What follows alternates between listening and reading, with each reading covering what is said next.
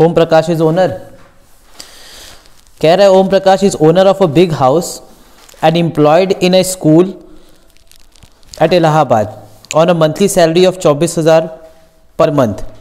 Municipal valuation of his house is 20,000. He has let out 1/3 of portion of the house on a monthly rent of rupees 1,400 and occupies remaining 2/3 portion of his own residence.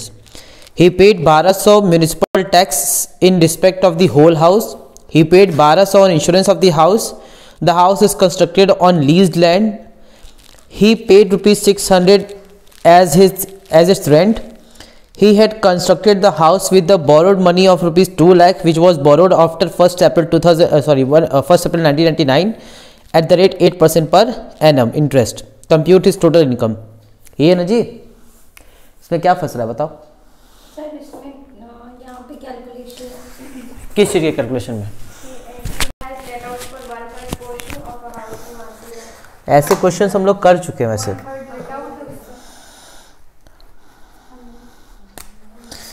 कह रहा है कि एक घर है, ठीक है, ये एक प्रॉपर एक उसका घर है।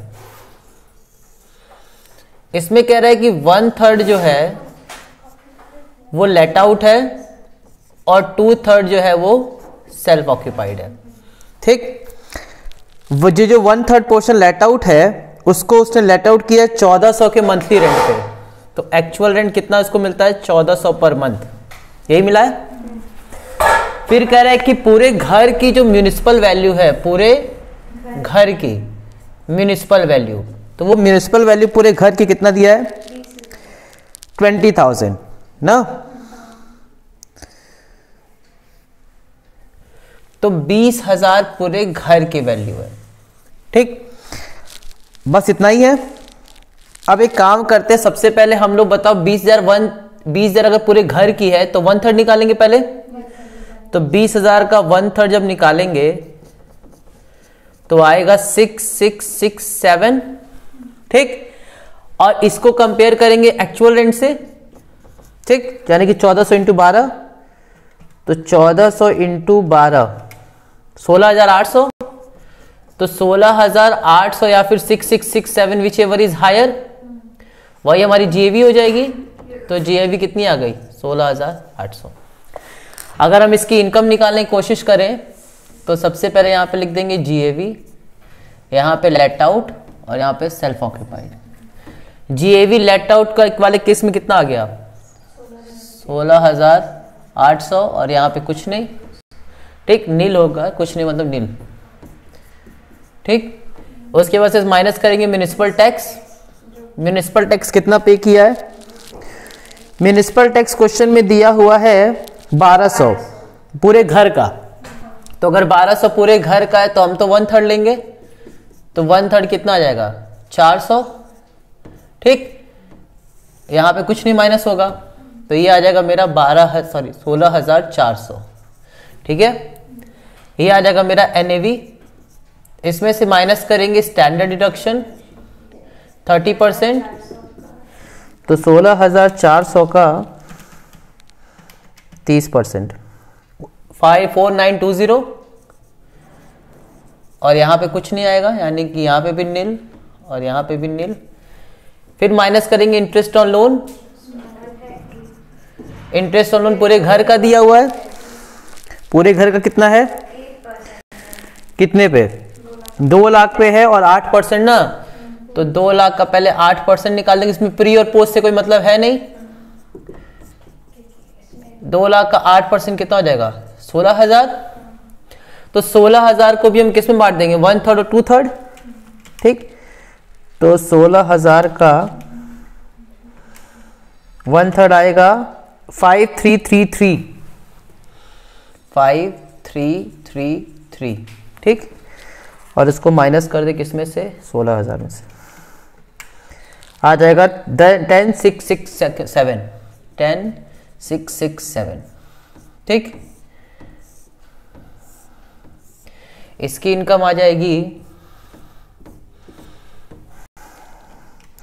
16,400 माइनस 4920 माइनस 5333 6147 और इसमें लॉस कितना आएगा 10,667 का। जब इन दोनों को कंबाइन करेंगे तो इसमें से माइनस कर देंगे 10,667 4520 और ये हमारा लॉस आएगा। तो लिख देंगे लॉस फ्रॉम हाउस प्रॉपर्टी 4520। इतना तक क्लियर है? बोलो। क्वेश्चन में अदर्स, अब इसके अलावा सैलरी दिया था तो ये तो income loss from house property निकल गया। इसी के ऊपर सैलरी निकालते हैं तो इनकम फ्रॉम सैलरी भी निकालेंगे। जरा बताओ कितने की मंथली सैलरी उसको मिलती थी? 24,000 पर मंथ। तो 24,000 पर मंथ यानी कि 24,000 इंटू 12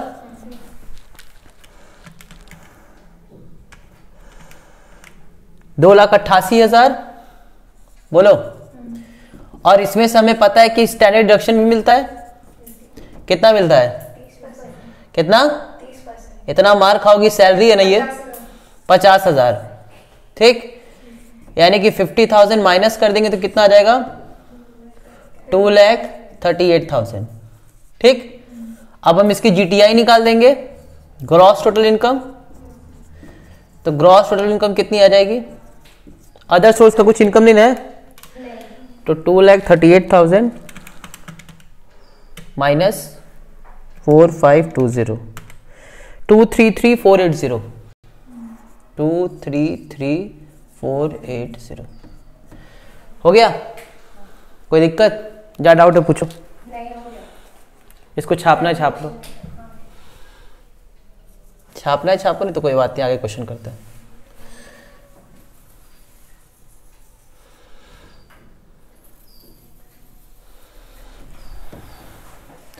ये लॉस निकला है 4520 और ये इनकम निकली है सैलरी वाली और ये ग्रॉस टोटल इनकम।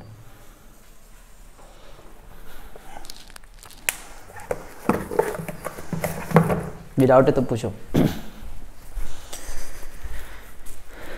नेक्स्ट बताओ कौन सा क्वेश्चन?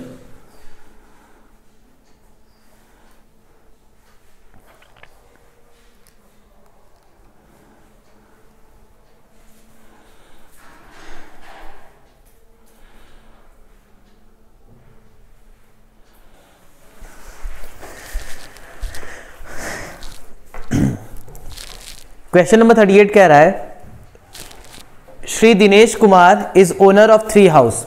ठीक है, 3 घर है उनके पास और ABC घर है। एनुअल फेयर रेंट तुमको दिया हुआ है 18,000, 15,000, 12,000। म्यूनिसिपल वैल्यूएशन दिया हुआ है 15,000, 20,000 और 10,000 और उन्होंने लेट आउट किया है 2,000, 1,500 और 1,250। ठीक, जो टेनेंट यूज कर रहा है वो रेसिडेंशियल पर्पस के लिए इस्तेमाल कर रहा है, ऑफिस पर्पस के लिए इस्तेमाल कर रहा है और रेसिडेंशियल पर्पस के लिए इस्तेमाल कर रहा है। ठीक, कंस्ट्रक्शन स्टार्ट हुआ है 30 मई 2014 को, 1 जनवरी 2014 को और 2 मार्च 2011 को। कंस्ट्रक्शन कंप्लीट हुआ है 1 अप्रैल 2017 को, 1 जून 2017 को और 31 मार्च 2012 को। ठीक, रिपेयर एक्सपेंसेस दिया हुआ है 1,000 और 4,000। कलेक्शन चार्जेस दिया हुआ है 2,000 और 500। इंटरेस्ट ऑन लोन के लिए बोला है कि कंस्ट्रक्शन के लिए कितना है पहले वाले घर का 10,000, मैरिज ऑफ डॉटर के लिए कितना है 6,000 और रिपेयर के लिए कितना है 1,000। Municipal tax is 10% of municipal valuation. Municipal tax of house A was paid by owner but municipal tax of house B was not paid up to 31 March 2020. Municipal tax of house C was paid by the tenant. The third house was remained vacant for 4 months. Compute income from house property for the assessment year 2021. ठीक है, तो आओ सबसे पहले इसकी working करते हैं। सबसे पहले हमारे पास 3 घर है ना, तो particular house A, house B और हाउस C। ठीक है,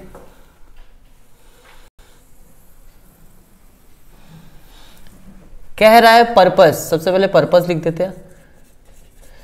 ये भी लेट आउट है ना, किस पर्पस के लिए? रेसिडेंशियल। ये भी लेट आउट है ऑफिस। ये भी लेट आउट है रेसिडेंशियल। ठीक, पर्पस भी हमको क्लियर हो गया। अच्छा, अब हमें निकालनी है जीएवी। तो सबसे पहले बताओ तीनों का फेयर रेंट दिया हुआ है। फेयर रेंट कितना कितना दिया है? 18,000, 15,000 और 12,000। ठीक है। म्यूनिसिपल वैल्यू भी दिया है। म्यूनिसिपल वैल्यू कितना कितना? 15, 20 और 10। 15,000, 20,000 और 10,000, यही ना। फिर उसके बाद से स्टैंडर्ड रेंट भी क्वेश्चन में दिया है? नहीं। स्टैंडर्ड रेंट क्वेश्चन में गिवन नहीं है। ठीक। एक्चुअल रेंट, एक्चुअल रेंट बताओ। एक्चुअल फेयर रेंट यही है ना? एक्चुअल फेयर रेंट तो फेयर रेंट हो गया, एक्चुअल रेंट दिया है कि नहीं? नहीं। तो 2,000 पर मंथ क्या दिया है?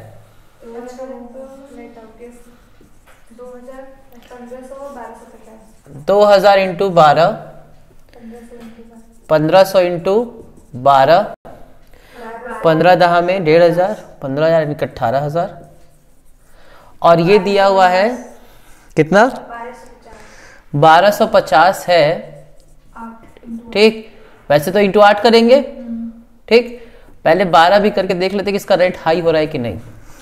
ठीक, फिर इसमें से एनुअलाइज्ड रेंट माइनस कर देंगे। 1250 इंटू 12, ये आ रहा है 15,000, ये आ रहा है ना इतना। ठीक, अब पहले जीएवी निकालते तीनों का। तो जीएवी अगर हम निकालेंगे तो जरा बताओ जीएवी कितनी कितनी आएगी तीनों की। गलत हुआ तो यही मानना शुरू करेंगे। तीनों की जीएवी बताओ। पहले वाले केस में जीएवी कितनी आएगी? 24,000, 24,000। दूसरे वाले केस में 20,000। तीसरे में वैकेंट है तो अभी तो ये नहीं। तीसरे वाले केस में वैसे तो 15,000 लेंगे, लेकिन इसमें से 4 महीने का माइनस कर देंगे क्योंकि 4 महीने वैकेंट था। तो 1250 इंटू 4 यानी कि 5,000 माइनस कर देंगे। तो ये कितना हो जाएगा? 10,000। ठीक है, ये आ गई तुम्हारी जीएवी। अब इसमें से क्या माइनस करेंगे? Municipal tax. 10% है किसका? म्यूनिसिपल वैल्यू का। इसमें म्यूनिसिपल वैल्यू कौन सा है? 15,000, 20,000, 10,000। यही है म्यूनिसिपल वैल्यू। 1500, 2,000। तो पहले वाले केस में कितना है? 1500। दूसरे वाले केस में कितना है? 2,000। और तीसरे वाले केस में कितना है? 1,000। यही है। अब म्यूनिसिपल टैक्स के लिए शायद नीचे कुछ कह रहा था। कह रहा है कि ए वॉज पेड, हाउस ए का municipal tax was paid by owner. यानी कि इसका किसने पे किया है? ओनर ने। बताओ ओनर ने अगर पे किया तो माइनस होगा या नहीं? होगा। यानी कि कितना हो जाएगा? 22,500। दूसरा वाला किसने पे किया है? नॉट पेड है। नॉट पेड है, तो ये माइनस होगा कि नहीं होगा? बोलो। म्यूनिसिपल टैक्स अगर पे है तो माइनस होगा कि नहीं होगा? माइनस नहीं होगा। ठीक, तीसरा वाला किसने पे किया है कि नहीं किया है? पेड बाय टेनेंट है तो माइनस होगा कि नहीं होगा? नहीं। बोलो। म्यूनिसिपल टैक्स अगर किसने पे किया है? टेनेंट वाला भी माइनस नहीं होगा। ठीक, ये हमारा क्या आ जाएगा? NAV, net annual value.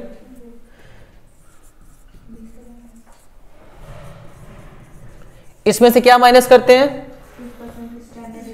Standard deduction कितना परसेंट? 30%। 22,500 का 30%, 6,750। 20,000 का 30% 6,000 और 10,000 का 30% 3,000। ठीक है, अब इंटरेस्ट ऑन लोन की बात कर लें। माइनस करेंगे इंटरेस्ट ऑन लोन। ठीक, अच्छा इसमें लोन का अमाउंट कहीं दिया नहीं है, ठीक। और घर भी देखो कंस्ट्रक्शन हो गया है इसका 1 अप्रैल 2017 को ना, कंप्लीट हो रहा है। लेकिन कहीं लोन का अमाउंट और इंटरेस्ट का रेट नहीं दिया है ना। तो इंटरेस्ट और लोन का अमाउंट कितना दे रहा है? 10,000, ये नहीं दिया है। तो ये ड्यूरिंग द ईयर का ही मतलब है इसमें, क्योंकि हमारे पास कोई रेट दिया नहीं है। दिया है कहीं? नहीं दिया है, तो ड्यूरिंग द ईयर ही होगा।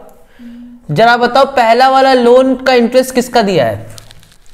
पहला वाला बोला है कि फॉर कंस्ट्रक्शन, तो घर बनवाने के लिए अगर 10,000 का लोन होगा तो माइनस होगा कि नहीं होगा? ये माइनस होगा। दूसरा वाला लोन किस लिए लिया है? मैरिज ऑफ डॉटर, माइनस होगा कि नहीं होगा? और तीसरा वाला रिपेयर वाला होता है, बोलो। तो रिपेयर वाला कितना माइनस कर देंगे? 1,000, ठीक, काम खत्म। ये हमारा क्या जाएगा? इनकम फ्रॉम हाउस प्रॉपर्टी, क्योंकि बाकी किसी चीज से हमको कोई मतलब नहीं होता है, ठीक है। कौन कौन सी चीजों से? कंस्ट्रक्शन, कलेक्शन चार्ज और रिपेयर एक्सपेंसेस से हमको कोई मतलब नहीं होता है, क्योंकि उसी के बदले में 30% क्या मिलता है? स्टैंडर्ड डिडक्शन मिलता है। तो 22,500 माइनस 16,750, 5,750, ये आ जाएगा 14,000 और ये आ जाएगा 6,000, ठीक। अब इन तीनों को अगर हम जोड़ लें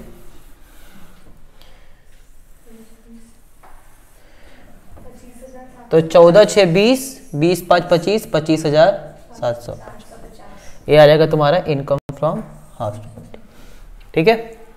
कोई दिक्कत? चलो इसको भी नोट कर लो।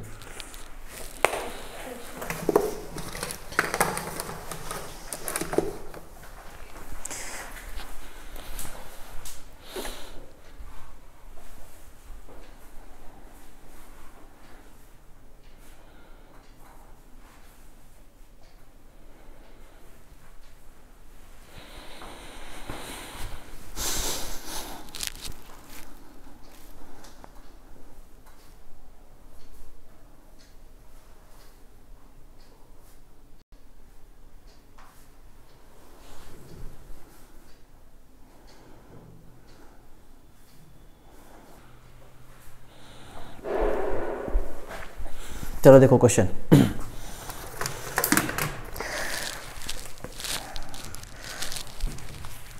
Doctor R K Gupta constructed a multi storeyed building at Moradabad consisting of 16 flats of equal size. उनके पास एक पूरा एक रेसिडेंशियल बिल्डिंग खड़ा किए थे, ठीक, फ्लैट, जिसमें 16 फ्लैट था उनके पास पूरे घर पे मिला करके, ठीक। The construction was started in April 2011 and was completed on 31 March 2015। Out of these 16 flats, 8 were let out to tenant for their resident। उसमें से 16 में से 8 फ्लैट जो था उन्होंने किराए पे दे दिया, लेट आउट है। 2 to tenant for their business, बाकी 2 किस लिए कर दिए? वो बिजनेस नहीं करेंगे, उन्होंने जिसको किराए पे दिया वो बिजनेस करेंगे, ठीक। 2 were used by Dr. R.K. Gupta for his own resident and 2 were used by him for his own business and 2 were allotted to 2 employees of Dr. R.K. Gupta। 2 में वो खुद रहेंगे, ठीक, 2 पे वो बिजनेस करेंगे और 2 उन्होंने अपनी इंप्लॉइज को रहने के लिए दे दिया। जब 2 वो अपने इंप्लॉइज को रहने के लिए देंगे, तो हम लोग इसको पढ़े थे रेंट फ्री अकोमोडेशन में शायद, कि इंप्लॉयर अपने इंप्लॉइज को क्या देता है? घर देता है, तो उनसे वो रेंट ले भी सकता है और नहीं भी ले सकता है, वो डिपेंड करता है, ठीक। लेकिन अगर अपने वो इंप्लॉय से किसी भी तरह का रेंट लेता है, ठीक, तो वो इनकम फ्रॉम हाउस प्रॉपर्टी के अंदर में नहीं आता, ठीक। क्या हम बोले हैं? अगर इंप्लॉयर अपने इंप्लॉय को रहने के लिए घर देता है और अगर उससे बाय चांस कोई रेंट लेता भी है, तो जो उससे रेंटल इनकम होगी वो हाउस प्रॉपर्टी के अंदर में नहीं आएगी, ठीक है। लेकिन सैलरी के अंदर भी नहीं जाएगा, ये कहां जाएगा? अदर सोर्स में, ठीक है।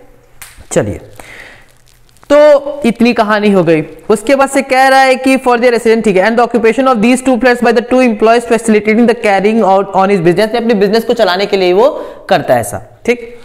The rent charge from each of the 10 tenants were 500 per month, but from the two employees of doctor R K Gupta eight ₹200 per month. 8 जो घर दिया है, ठीक, 10, उससे 500 पर मंथ, और जो अपनी इंप्लॉइज को दिया है उससे कितना, 200 पर मंथ। इंप्लॉइज से तो हमको कोई मतलब ही नहीं है, ठीक, तो 200 रुपए पर मंथ लेता है। One of the tenant was in arrear of rent for 2 months during the year and was unable to pay the same. The condition of rule 4 are satisfied. याद है ना, कंडीशन ऑफ रूल 4, 4 कंडीशन थी, क्या क्या थी? पहला, tenancy bonafide होगा। दूसरा, उसने घर खाली कर दिया है या वो हर कोशिश की गई है उसके घर को खाली कराने के लिए। तीसरी, उससे रेंट मैंने रिकवर करने की वो हर कोशिश की जिससे कि मुझे क्या हो जाए, रेंट रिकवर हो जाए। और लास्ट क्या था कि उसने मेरे बाकी घर को भी क्या कर दिया है, खाली कर दिया है, यानी कि उस समय उसके पास किसी भी तरह का घर नहीं होना चाहिए, ठीक। ये था रूल 4 की 4 कंडीशंस। इसमें साफ साफ कह दिया कि रूल 4 की चारों कंडीशन क्या हो रही है, सेटिस्फाई हो रही है। After he vacated the flat, doctor R K Gupta had to wait for 2 months to get a new tenant. उनको 2 महीने क्या था, वेट करना पड़ा नया टेनेंट आने के लिए, तो जिसका उसको हम लोग कह सकते हैं वैकेंसी लॉस। वो चला गया घर छोड़ के, 2 महीने उनको इंतजार करना पड़ा कोई रेंट पे आने के लिए, तो जो 2 महीना होगा वो क्या कहलाएगा, वैकेंसी लॉस कहलाएगा। यानी कि अनरियलाइज रेंट भी है और वैकेंसी लॉस भी है। 2 महीने की वैकेंसी लॉस है, ठीक है, और 2 महीने का अनरियलाइज रेंट भी है। The expenses incurred by doctor R K Gupta in respect of the flats during the year ended 31 March 2020 were as follows. Municipal tax for each flat कितना है, 750। Cost of repair of each flat कोई मतलब नहीं। Annual interest और loan for construction of house कितना है, 24,000, इससे हमको मतलब है। रिस्क फ्री इंश्योरेंस से कोई मतलब नहीं है, लॉ चार्जेस से भी कोई मतलब नहीं है। इतनी कहानी समझ में आई। जितनी भी एक्सपेंसेस देता है उसमें सिर्फ काम का 2 एक्सपेंस होता है, एक होता है आपका म्युनिसिपल टैक्स और एक होता है आपका इंटरेस्ट ऑन लोन। उसके अलावा collection charge, repair charge, maintenance charge, legal charge, legal fees, ground rent, कुछ भी अगर देता है तो हमको उससे कोई मतलब नहीं होता है। तो ये जितनी भी कहानी दिया इसमें से हमको सिर्फ किससे मतलब है, म्युनिसिपल टैक्स से, और किससे मतलब है, इंटरेस्ट ऑन लोन से। क्वेश्चन देखो है बहुत बड़ा, लेकिन अब हम इसका फोटो बनाएंगे। क्या बनाएंगे, फोटो। आओ पहले इनका बड़ा सा घर बनाओ।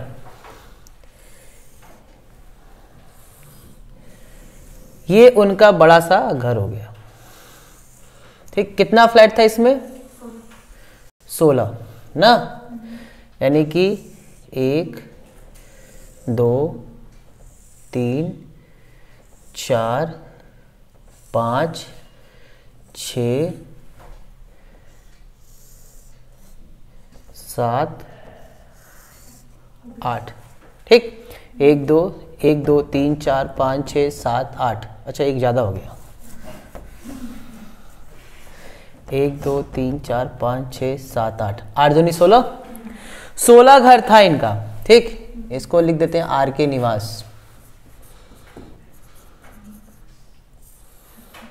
ठीक। इतनी बात समझ में आई। अब आप समझते हैं। सबसे पहले कह रहा है कि इसमें इसने 8 को तो क्या कर दिया, लेट आउट कर दिया। 8 को बोला लेट आउट ना, 8 लेट आउट है।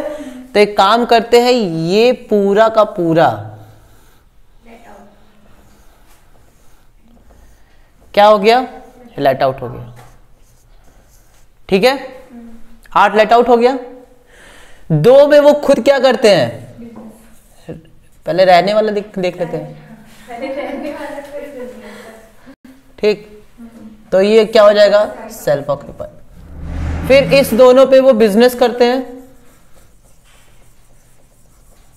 वो नहीं बिजनेस करते हैं, टेनेंट। हाँ वो भी तो बिजनेस करता था ना, दो भी करते हैं।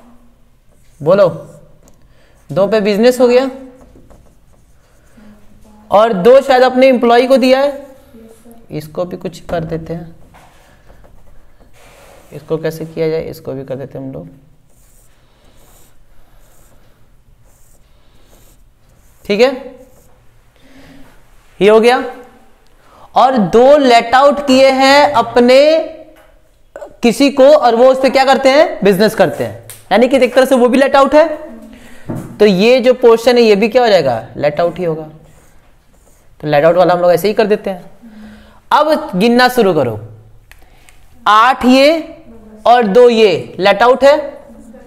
ठीक, ये 2 पे क्या होता है, इंप्लॉय रहते हैं। ये 2 पे क्या होता है, बिजनेस वो खुद करते हैं, और ये 2 पे सेल्फ ऑक्यूपाइड है। घर बन गया इनका, यहां तो कोई दिक्कत नहीं। इसमें कह रहा है कि इस वाले ही में कुछ दिक्कत हुआ होगा, मान लेते हैं, कुछ नहीं बोला है तो किसी में भी दिक्कत कर सकते हैं, लेकिन हम मानते हैं कि इसी वाले घर में क्या हुआ है, दिक्कत हुआ है।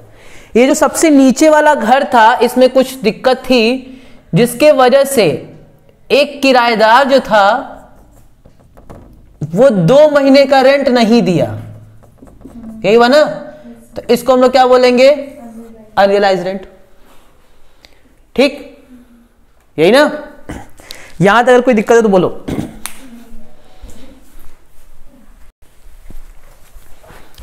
अब इसके बाद से कह रहा है कि ये वाला घर जब वो छोड़ के चला गया, यानी कि मैंने कंडीशन 4 अप्लाई किया होगा।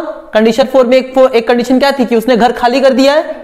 तो जब घर खाली कर दिया तो हम क्या खोजेंगे, कोई किराएदार, और दूसरा किराएदार खोजने में भी हमको कितना लग गया, 2 महीने। तो ये हो गई मेरी वैकेंसी लॉस। इतनी बात समझ में आ रही है? जल्दी से बताओ, इसमें कितने महीने का रेंट मिला होगा, 8 महीने का, यही ना। अब आओ देखते हैं। तो सबसे पहले एक काम करते हैं कि हमको इतने पोर्शन से तो कोई मतलब है ही नहीं, बोलो, ये तो हाउस प्रॉपर्टी में जाएगा ही नहीं।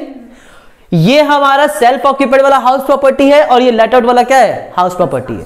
तो अब हम लोग बनाना शुरू करेंगे। तो सबसे पहले लिख देंगे पर्टिकुलर, ठीक, यहां पे हम लिख देंगे लेट आउट, और यहां पे क्या लिख देंगे, सेल्फ ऑक्यूपाइड।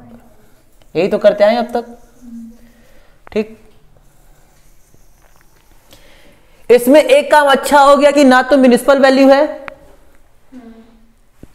बोलो, ना ही फेयर रेंट है, ना ही स्टैंडर्ड रेंट है, ना ही एक्चुअल रेंट। नहीं होगा तो होगा क्या फिर, मतलब ना स्टैंडर्ड रेंट भी नहीं है, फेयर रेंट भी नहीं है, एक्चुअल रेंट भी तो है, फिर क्या, म्युनिसिपल टैक्स और इंटरेस्ट है, एक्चुअल रेंट नहीं है, होगा क्यों नहीं, तभी तो वो दिया है। तब यही तो बात दिमाग वाला पहले क्यों नहीं काम किया।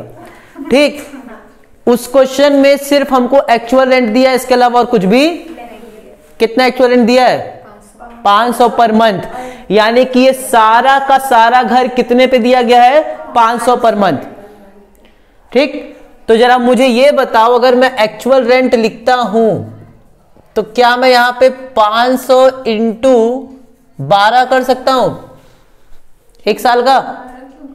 एक साल में कितना महीना, हाँ तो एक साल में, पर इसमें तो 8 ही महीने का मिला है ना रेंट। अभी तो पहले 12 महीना में बता लें, तो फिर जो बाकी बच्चा होगा उसको माइनस कर देंगे। नहीं समझी, हाँ समझ गए, 4 महीना माइनस कर देंगे उसमें से, देख लेंगे, वही कर देंगे, लास्ट में माइनस कर देंगे। पहले तो पूरा रेंट निकाल देते हैं, फिर वैकेंसी लॉस, और वो माइनस कर देंगे एक्चुअल रेंट, वो ज्यादा आसान होगा। ठीक, तो 500 इंटू 12 कर दें, कितना घर है टोटल, 10, यही ना। यानी कि मुझे कितना पैसा मिला होता, मुझे मिला होता 60,000। ठीक, इस 60,000 में अरे 12 × 5 = 60, 12 × 5 = 6 और 60,000, उसमें से माइनस कर दे वैकेंसी लॉस। बोलो, कितने घर में वैकेंसी थी, एक ही घर पे, एक घर में, कितने महीने का, 2 महीने का, यानी कि 500 इंटू 2, हाँ बस वही 1,000। ठीक, और minus unrealise rent. Unrealise rent कितने महीने का है, तो 500 इंटू 2 कितना हो जाएगा, 1,000। यही तो हुआ, यानी कि हम यहाँ पे कितना लिख सकते हैं, 58,000, और यहाँ पे क्या हो जाएगा, 0। इतनी कहानी समझ में आई? ठीक, आगे बढ़े। अब बताओ ये अगर जीएवी आ गया मेरे पास तो इसमें से क्या माइनस करेंगे? Municipal tax. म्युनिसिपल टैक्स पूरे घर का पे किया गया है कि सिर्फ इन्हीं 10 रूम का? पूरे घर का। म्युनिसिपल टैक्स कितना पे किया गया है? सर इसमें लिखा municipal tax for each flat कितना है? वही तो पूछ रहे हैं। 750। 750 दिया गया है ना। तो जब 750 एक घर का दिया गया है तो हमको कितने घर लेने हैं? कितने घर? 8 की 10, 9 और 10। 8 की 10, 10, क्योंकि लेट आउट कितने घर हुए हैं? 10 घर हुए हैं। सेल्फ ऑक्यूपाइड कितना घर है? 2, यानी कि 2 फ्लैट। ठीक, तो यानी कि 750 इंटू 10 कर दूं, कितना हो जाएगा? 7500। ये क्या आ जाएगा? एनएवी। एनएवी भी निकालते ही चलो। 78,000 माइनस 7500, 50,500। अब इसमें से माइनस करेंगे 30% का स्टैंडर्ड डिडक्शन। 50,500 का निकालो 30%, 15,150। और ये तो नील। और उसमें से माइनस क्या कर दो? Interest on loan. जरा बताओ लोन के लिए क्या कह रहा है? लोन के लिए कह रहा है कि interest on loan for construction of house कितना है? 24,000। लोन कब लिए हैं? 1 अप्रैल 2010 को। और इनका घर कब बना है? 31 मार्च 2015 को, है ना? 2011 में लोन 31 मार्च 2015 को बंद हुआ है, यही ना? अच्छा, अब ये बताओ जरा मुझे, तो 31 मार्च 15 को मिला हुआ है तो 31 मार्च 15 भी ले लेंगे, वो भी साल। ठीक, 31 मार्च 15, 31 मार्च 16, 31 मार्च 17, 31 मार्च 18 और 31 मार्च 19, 5 साल हो गया। यानी कि प्री कंस्ट्रक्शन पीरियड कुछ भी नहीं बचा। अब हमको ड्यूरिंग द ईयर लेना है, तो ड्यूरिंग द ईयर का जरा बताओ कितना इंटरेस्ट दिया है?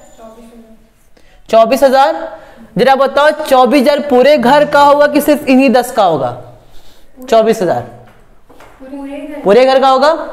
इसका मतलब कि 24,000 अगर पूरे घर का है तो हमको कितना फ्लैट लेना है? 12, 10 इसका पहले बात करते हैं। 10 ये टोटल कितने घर थे? 16। 24,000 बटे में 16, 15,000 ये आ गया। ठीक, बोलो। और 24,000 इंटू 2/16, 3,000 ये आ गया। ठीक है, तो ये हमारा आ जाएगा इनकम फ्रॉम हाउस प्रॉपर्टी। ये हो जाएगा तुम्हारा 15 15 30, 30,150 माइनस कर दो, यानी कि 20,350 ना। और ये हो जाएगा माइनस में 3,000।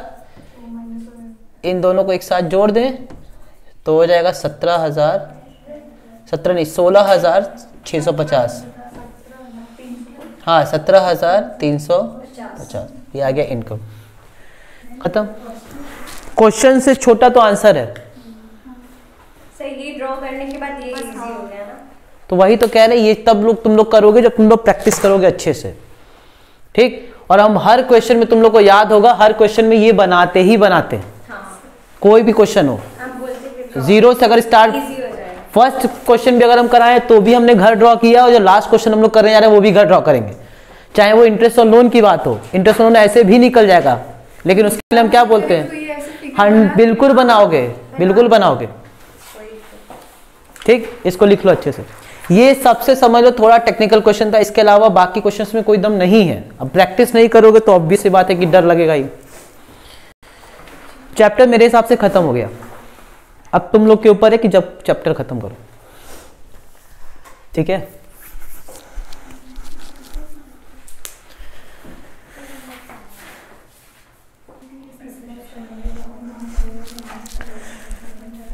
क्वेश्चन नंबर 42 कह रहा है professor Sharma is the owner of 3 house, उनके पास 3 घर है, ठीक है। The municipal valuation of which are 50,000, 75,000 और 96,000, ठीक। All the 3 houses were used by professor Sharma for his own residential purpose, तीनों के तीनों घर में क्या करते हैं, वो रहते हैं। Fair rent of all houses is generally 20% higher to municipal valuation, यानी कि 20% ज्यादा है म्युनिसिपल वैल्यूएशन से। जो फेयर रेंट है तीनों घर की वो 20% ज्यादा है किससे, म्युनिसिपल वैल्यूएशन से। He has furnished the following information, municipal tax दिया हुआ है are levied at 10% of municipal value. He spend 4,000 on the repair of first house, 10,000 on interior decoration, painting and repairs of the second house and 1,000 on the repair of the third house. उससे कोई मतलब बिल्कुल भी नहीं है, बिल्कुल भी कोई मतलब नहीं है। अ Durban, a gardener, a sweeper and an electrician are employed for each house. 18,000 per annum were spent on their salary with regard to each house. इससे भी कोई मतलब नहीं है। सर सेकंड वाले में तो रिपेयर और हाउस का ही करवा रहे हैं ना, तो रिपेयर हाउस से हम लोग करा रहे हैं, तो जब हम इंटरेस्ट ऑन लोन दिया होगा तब मतलब होता है, बाकी रिपेयर से कोई मतलब नहीं होता है। अगर लिखा होगा कि मैंने रिपेयर कराने के लिए क्या लिया है, लोन लिया है, और उस पर हम क्या पे करते हैं, इंटरेस्ट, तो वो माइनस होता है, ठीक। फायर इंश्योरेंस प्रीमियम से भी कोई मतलब नहीं, यानी कि point number 2, point number 3, point number 4 कोई मतलब नहीं है, ठीक। Fifth, first house was inherited by him from his father, as per the will of his father he was entitled to remit 3200 per month to the ashram of his Gurudev out of the income from of the first house and he has been remitting the amount regularly. क्या कह रहा है कि इनके गुरुदेव, इनके जो पापा थे, उन्होंने विल लिखा, वसीहत, उसमें लिखा कि ये घर हम तुमको दे तो रहे हैं, लेकिन तुमको हर महीने इसका अमाउंट कहां रेमिट करना होगा, गुरुदेव के आश्रम में, ठीक। The construction of second and third house was completed in November 2016 and November 2017। इस साल में क्या हुआ है, कंप्लीट हुआ है, ठीक। Professor Sharma borrowed 1,50,000 at 12% per annum for construction of house second. Date of taking loan दिया हुआ है 1 अगस्त 2015 and date of repayment of loan कितना दिया है, 31 जुलाई 2019। इसमें अब मेरी बात ध्यान सुनो, इस क्वेश्चन में सिर्फ एक चीज हमें ध्यान देना है, और वो ये है कि तीनों के तीनों घर क्या है, सेल्फ ऑक्यूपाइड है। तीनों के तीनों घर क्या है, सेल्फ ऑक्यूपाइड है। सेल्फ ऑक्यूपाइड के केस में हमारा जो एनएवी आता है वो क्या आता है, 0। उसमें से माइनस करते हैं क्या, स्टैंडर्ड डिडक्शन, तो माइनस होता नहीं है, केवल माइनस क्या करते हैं, इंटरेस्ट ऑन लोन। एक हम लोग कंसेप्ट ये पढ़े थे कि अगर आपके पास 2 या 2 से अधिक घर है तो उस केस में माइनस आपका सिर्फ क्या कर सकते हो, किसी भी 2 घर को सेल्फ ऑक्यूपाइड मान सकते हो, तीसरा ऑटोमेटिक क्या हो जाएगा, लेट आउट। इन तीनों केस में पहले तुम जीएवी निकालोगे, जिसकी जीएवी हाई होगी, जिसकी जीएवी हाई होगी उसी को क्या मान लेना, सेल्फ ऑक्यूपाइड, क्योंकि जीएवी अगर हाई होगी तो सेल्फ ऑक्यूपाइड, और जिसकी जीएवी सबसे कम आएगी उसको लेट आउट मान लेना, ठीक। बाकी पहले, दूसरे, तीसरे, चौथे पॉइंट से कोई मतलब नहीं है। म्युनिसिपल टैक्स और ये सब जो भी चीजें माइनस होती हैं वो सिर्फ किसमें होती हैं, सिर्फ निकालने के लिए, ठीक। क्या मतलब कि फेयर रेंट ज्यादा है म्युनिसिपल वैल्यू से, इसका मतलब फेयर रेंट लेंगे, म्युनिसिपल वैल्यू नहीं लेंगे, क्योंकि विच एवर इज हायर रहते हैं, तो 20% ऑफ म्युनिसिपल वैल्यू का ही निकाल, नहीं 20% ज्यादा है उससे। इसका मतलब पहले म्युनिसिपल वैल्यू का 20% निकालोगी और फिर उसको म्युनिसिपल वैल्यू में ऐड करोगी, तब तुम्हारा क्या निकलेगा, फेयर रेंट। 1 लाख का म्युनिसिपल वैल्यू है, 1 लाख का पहले 20% निकालोगी, आएगा 20,000, 1,20,000 तुम्हारी क्या हो जाएगी, फेयर रेंट, ठीक। तो तीनों केस में सबसे पहले क्या निकालेंगे, जीएवी, जिसकी जीएवी क्या होगी, सबसे कम होगी, उसी को लेट आउट मान लेंगे, ठीक। और इंटरेस्ट ऑन लोन निकालेंगे, तीनों केस में इंटरेस्ट ऑन लोन क्या कर देंगे, दे देंगे, काम खत्म। जिस घर के लिए लोन लिएंगे उसके हिसाब से, ठीक। तो इसको ट्राई करना, नहीं आएगा तो हम बताएंगे, ठीक है। ये क्वेश्चन अगर ट्राई करना, 43 तक होमवर्क है, ठीक है।